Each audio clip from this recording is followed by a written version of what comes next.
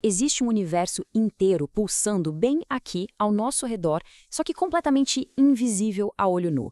É um reino de criaturas complexas, fascinantes, que moldam o nosso mundo de jeitos que a gente mal consegue imaginar. E é para revelar esse cosmos escondido que a gente vai mergulhar nessa análise. Para começar, vamos pensar numa coisa. Numa simples, única gota d'água pode existir um ecossistema inteiro. E é exatamente aí que a gente encontra os protagonistas da nossa história de hoje, os protozoários.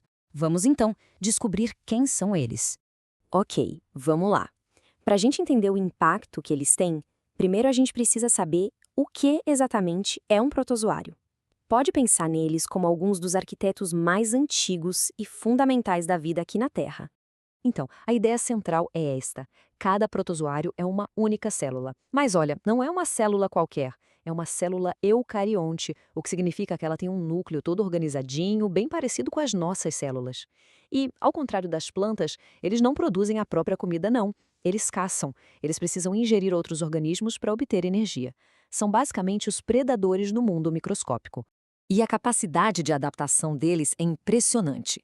Como a gente pode ver aqui, eles vivem em praticamente qualquer lugar que tenha umidade, desde a água doce de um lago até o solo úmido da floresta e os recifes de coral no mar. Para sobreviver em condições bem difíceis, como uma seca, por exemplo, eles se transformam em cistos. É como se fosse um casulo protetor, onde ficam ali esperando pacientemente a água voltar. E essa variedade toda de movimentos não é só curiosa, não. É o principal jeito que os cientistas usam para classificar esses seres. A forma como um protozoário se move diz muito sobre quem ele é.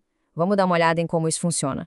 A classificação é até que bem simples e se baseia em como eles se locomovem. Primeiro, os flagelados, como o tripanossoma, que usa um flagelo, tipo um chicotinho, para se impulsionar. Depois, os risópodes, como a famosa ameba, que se move esticando partes de si mesma, os tais pés falsos. Tem também os ciliados, como o paramécium, que é todo coberto por milhares de pelinhos minúsculos que remam em sincronia. E, por fim, os esporozoários, como o plasmodium da malária. Eles são a exceção, não têm um jeito próprio de se mover e dependem de outros seres para transportá-los. E é justamente nesse último grupo, o dos parasitas, que a nossa relação com os protozoários fica, bem mais complexa e muitas vezes perigosa.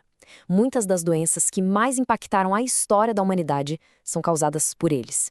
O exemplo mais famoso, claro, é a malária, causada pelo plasmodium. Lembra que falamos dos esporozoários, aquele grupo sem locomoção própria? Pois é, o plasmodium é um deles. A estratégia de sobrevivência dele é pegar carona, usando um vetor para viajar de um hospedeiro para o outro. Isso aqui mostra de uma forma brilhante a complexidade do ciclo de vida dele. O parasita tem duas casas: o mosquito, onde ele se reproduz de forma sexuada, e o ser humano, onde ele se multiplica de forma assexuada, causando a doença. É uma estratégia de sobrevivência de dois estágios que é, assim, terrivelmente eficaz. O sintoma clássico são aqueles ciclos de febre que batem certinho com a liberação de novos parasitas no sangue. É uma doença que afeta centenas de milhões de pessoas todo ano, e sem uma vacina para todo mundo, a melhor defesa que a gente tem é controlar o mosquito. Acabar com a água parada e usar barreiras físicas, como telas, são as nossas principais armas nessa luta. Mudando um pouco o foco, vamos falar da doença de Chagas. Nesse caso, o culpado é um flagelado, o Trypanosoma cruzi.